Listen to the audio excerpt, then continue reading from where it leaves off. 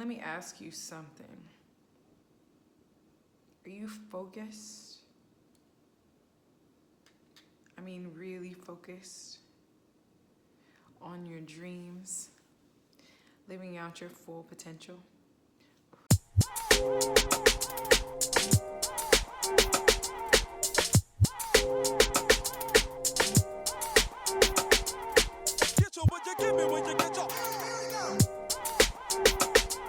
So what's up, everybody? I am Sika.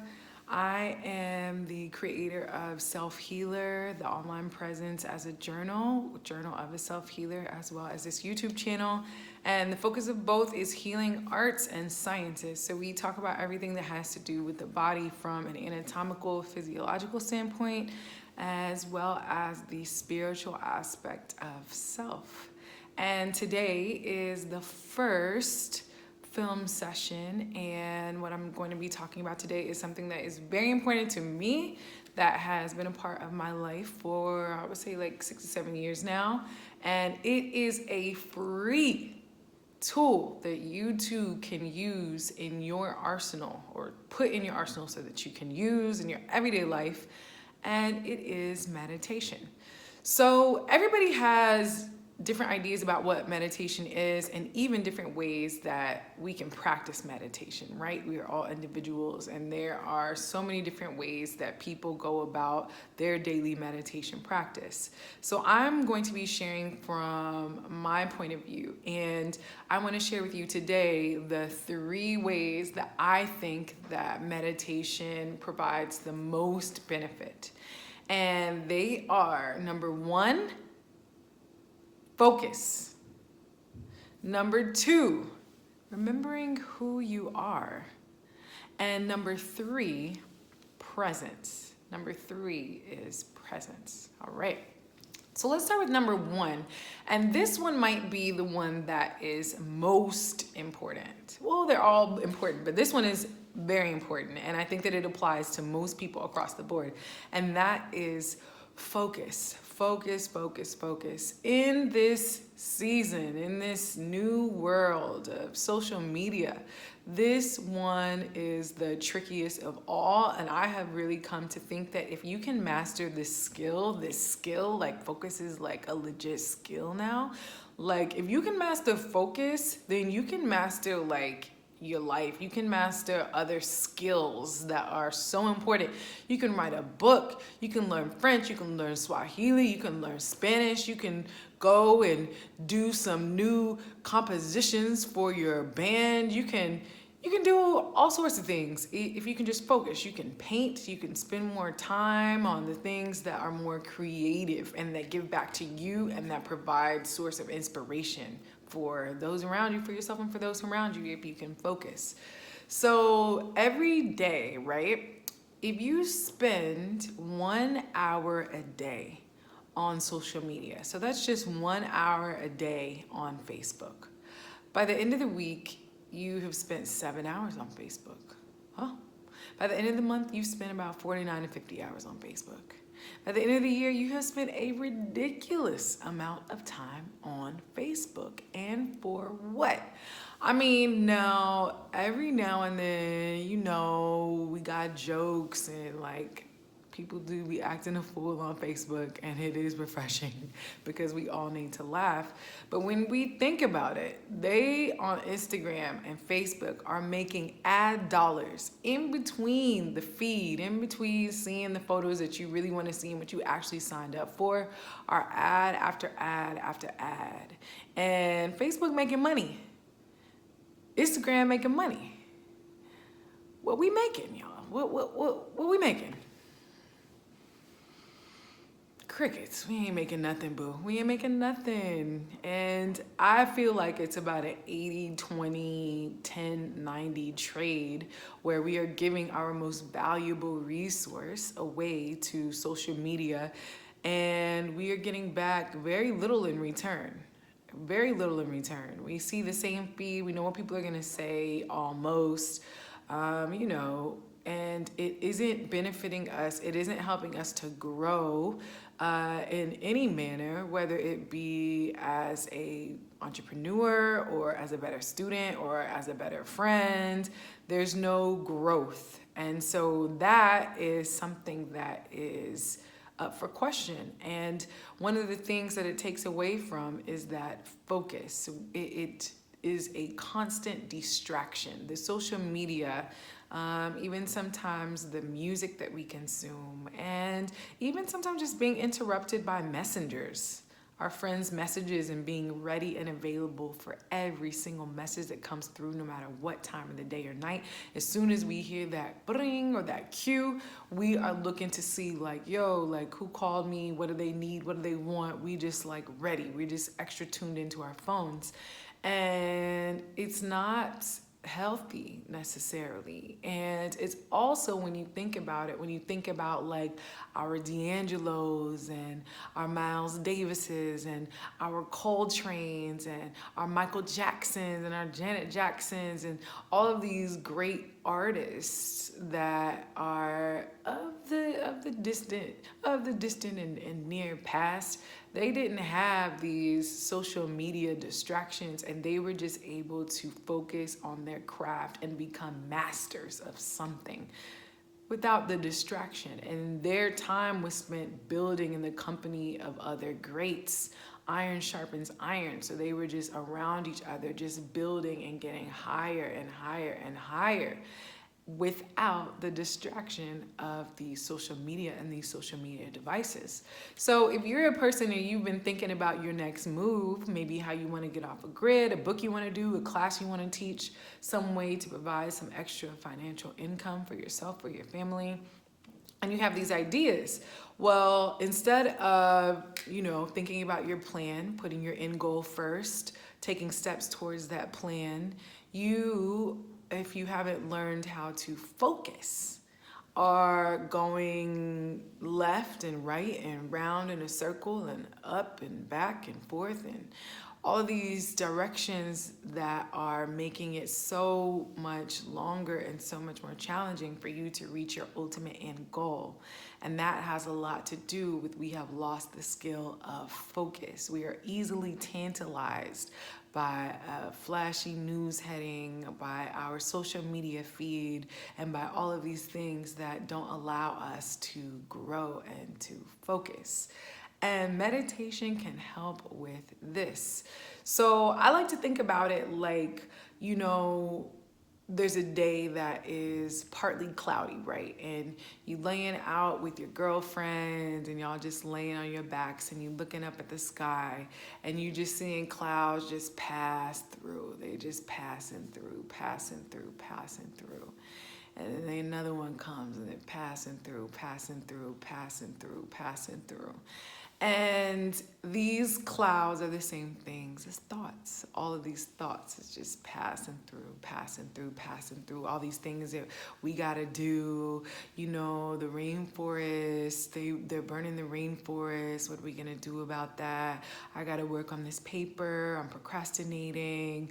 Oh, I needed to get back to my mom about X, Y, and Z that has to do with her health. All these different things are coming up. All these different things that we have to do, and we are not able to focus. But when you meditate, it's like all of these clouds are passing through. And then eventually, after the meditation, you look up and it's like no matter what direction you look, left, right, all the way over there behind those two tall trees, all the way behind you, behind where the swings are at, any direction that you look, it's just blue, like like light blue, like not one cloud in any direction. And now, after you finish meditating, you're like, wow, like, what do I actually need to do today? You know what? Let me just make a list of like 3 things that I need to do today. I'm about to do some things, because you have cleared your mind and you focus and you aren't thinking about like things that don't matter and these distractions, and it makes a world of a difference. And so that is number 1 thing that I think that meditation is so useful and beneficial for. Number 2, remember who you are. You remember when Mufasa, he told Simba in the clouds, yo, remember who you are. We forget, like when I wake up in the morning, I'm hurt and I'm looking crazy. I sure forgot who I was. I know how I feel and I know what my environment is giving to me. I live in Toronto. It's cloudy, it's cold, it's dark, it's challenging. And when I wake up, I have so many things I have to do, especially being in school. And I have new challenges ahead of me and behind me that don't have to do with school at all. And it's just like when you wake up in the morning, you just are thinking about like, I don't know, sometimes Lizzo just started playing in your head, or you think about what paper you behind on and how you're gonna study today, and you just have forgotten who you are. You've just gotten caught up in it all before you've even brushed your teeth. And when you meditate, you are giving yourself an opportunity to remember who you are. You are giving yourself an opportunity to say, you know what? Like, I am Mildred and Betty's granddaughter. I am Greta's daughter. I am Jasmine's sister. I am Kat and Lady and Molly and Coco's best friend. Like, I am a second-year medical school student. I am a world traveler. I am an artist. And you're just able to fill yourself with all of these things. You're able to just remember who you are. You know what I'm saying? Your moms isn't always there to tell you. And your girls aren't always there to tell you, especially first thing in the morning. You just kind of wake up and you forget, or you don't have that refreshing reminder. And it's something that we need daily while we're on this mission, because at a certain point in life, we are on a mission. You want to just wake up and remember who you are. And that is another reason that meditation is so important. Not only are you focusing, but you are really recalling and remembering and reminding yourself, like, who am I? And it gives you this extra strength, this extra superpower. Like, yo, my ancestry is rich. I come from this legacy of survivors. Now I have the baton. Now it's my turn. I remember who I am. And instead of starting your day from, thinking about what you're lacking and what you have to do, you remember like who you are, and you're able to go forward from that place of remembering who you are. And that is so important, as we all know. Especially, when we're constantly receiving all of these mixed messages all the time about who we are, what we might be lacking. And it's just like, okay, well, what do I have to say? What do I have to say about who I am and what I need? How much self-care do I need every day? And what is my diet and what makes sense for who I am and this vessel that I am? Who am I, and what is the mission that I have to accomplish? And how do I feed and energize this vessel to go about that mission? And that all starts with coming back to knowing thyself and remembering who you are. Okay, so first was focus. Second, remember who you are. And the third thing is presence, right? And this is something that is important at any time of day. But it is something that also can help to regulate your parasympathetic, sympathetic nervous system balance. So if you live in a city, right? You live in a city. So in the city environment, it doesn't matter what city in the world, there's hustle and bustle, and people are rushing back and forth, and some people are cool and some people are rude, and everybody's chasing this money and this dream and this material, whatever. And you're just going. And at a certain point of time, you have gotten caught up. And you've gotten caught up in what you need to do today, and the go of like, okay, well, I've got to go to work. I got to drop my kids off. Or maybe you don't have kids. I got to go to school. I got to get this money. I got to pay this rent. And you're just thinking about like what you have to do. And also, we were very much shaped by our past and traumas of the past. So you're always bringing traumas of the past into how you are approaching these everyday life steps, never taking the time to just be present, and think about this beautiful gift of life that we have temporarily, that we all have temporarily, and just bringing this presence and this gratitude back to the central focus of our being. And that is the third reason that I believe that meditation is so important, is that presence. When you are present and you are really with self and you are really connected to your breath, and it doesn't just have to be like formal meditation. This can be through like going running or just listening to a song or dancing. Dancing is like the ultimate way to be present. But when you are present, you have already arrived. It's like being in the concert already, you know? And you were just able to just appreciate life and what it is and not think about what's coming, what's in the past, and the anxiety that comes with that, as my mama would say. It ain't what you gotta do, it's thinking about what you have to do. And in bringing that presence, you were able to just completely relax into this place of calm, and you're just able to acknowledge once again this gift and able to operate from that place, this place of presence, the all that there actually is. And that's a beautiful thing. It's a beautiful gift and a beautiful reminder. And when you do that, you're able to cause a shift from your sympathetic nervous system, which is that hyperdrive, adrenaline-based, overactive fight or flight system that surrounds us when we live in these big cities. Everybody's operating from that sympathetic nervous system place. And you're able to shift from that adrenaline-based system to the parasympathetic nervous system, where your base is calmness and relaxation and rest and digest and doing all the things with finesse. So you're just able to be your best.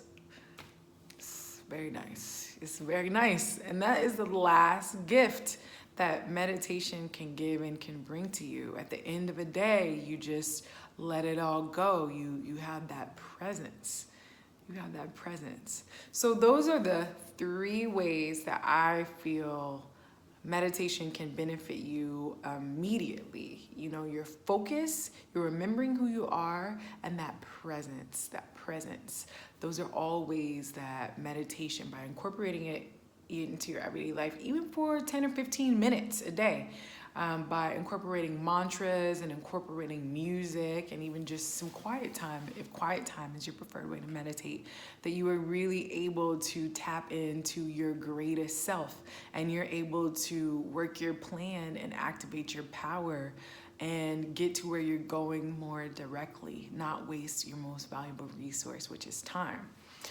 Just very quickly, you know, how I got started meditating was I had moved from New York to Thailand. This was back in 2013, and I had finished undergraduate school at the City College of New York, and I had this bomb Brooklyn apartment, and I was living there with Danny, and you know, it was just time for the next adventure, and I just felt like the call to just be out. So Dee and I, we left and we went to Thailand, and we landed in Bangkok, and I could tell from jump that Bangkok was not for me. It was not for me at all. It's more hectic than New York City, and I was looking for something more rural and just like a step down from that. And so lucky for me, a friend of Dee's invited us to a northern city in Thailand called Chiang Mai. And we went and we visited it, and it was so dope. It was just like cobblestone streets, organic food that didn't have to say organic on it, mountains in the background, temples, waterfalls close by. It was a dream, and I just knew that I needed to be there, if only for a little while. And so we did what we had to do, and we ended up moving to Chiang Mai, and we secured these jobs at the Prince Royal's College. And I was given the task of being the lead for the 4th grade Department of English. So the 4th grade Department of English did not have a curriculum before I got there somehow. And the 4th grade Department of English did not have books. And so every day I was going into classrooms full of 50 rambunctious kids from ages like 9 to 11 who did not speak a lick of English and who did not care to speak a lick of English, and who were quick to let me know that they wasn't trying to speak no English. And, I was trying to discipline him every day. I was raising my voice. I was slamming the eraser on the chalkboard. I was trying to punish them with workbook pages or whatever. I was doing my best to hold it down. And it was draining me. And by the end of the third day, I was crying. Them kids had broken me down in 3 days.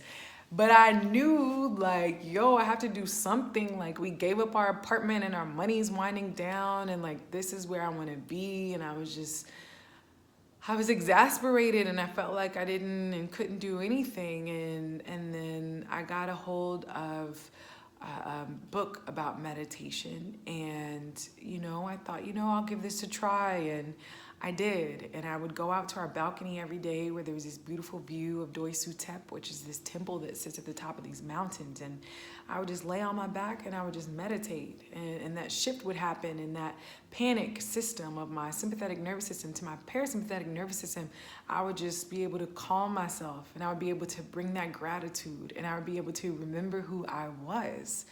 And, by the end of meditating and knowing that I could come home to meditation every day, I just felt better. And over time, it just got easier and easier. And I was able to just go in there with a proper sense of self and just do what I had to do. And it worked. I was able to keep up with the meditation, to keep up with my kids. And I was able to just become a better teacher and to do what I had to do and just show up every day. And by the end of teaching of my year contract, it was a piece of cake. I felt like I didn't want to leave because it was literally a piece of cake. I couldn't even believe that it was ever a challenge to begin with. And meditation did that for me. And I began to explore it in different places. Every Saturday, I would ride my bike to the waterfall and sit in the middle of the waterfall and just meditate and just listen. To me, meditation is the opposite of prayer. When you pray, you speak into the universe what you want, your desires. But when you meditate, you are listening and receiving. And I just was able to just tap into almost other realms by meditating. And, I have held on to it ever since. In some places and in some settings, I haven't needed meditation. When you're waking up in the Himalayan mountains, which I had the blessing to do for a month while I was in India, you don't need meditation. You wake up, you've arrived, you feel powerful, you feel strong, you feel energized, you feel good. You don't need the meditation. You are in meditation. But in this Western city life, oh baby, we need some things, okay? We need some things in that arsenal. And meditation, once again, is a free, super beneficial tool for our everyday lives. So that is all on meditation for today. I am going to leave the title of the book that I first learned about meditation in. One of the quotes I remember in that book that I love is, "You cannot light a fire with debilitated wood, nor can you light your full potential with debilitated body and mind." So it's just like, you want to live into your full potential, right? Okay, well, you got to get your body and your mind right. And so I will leave that link below if you want to check out that book. Very simple, very easy read. Also, if you have any questions about meditation, please do let me know. It's something, once again, that I'm very passionate about, and I would like to share all that I can if it can help. Last thing, I will definitely be sharing meditations, but in the form of podcasts. So I will also leave a link for the actual podcast for guided meditations, some having to do with gratitude, some having to do with stillness, some having to do with abundance, and then some just mantras and chanting that will be linked in the actual journal of a self-healer. That is all for now. Thank you. I hope that this was beneficial for you, and that you learned something, and I'll see you next time.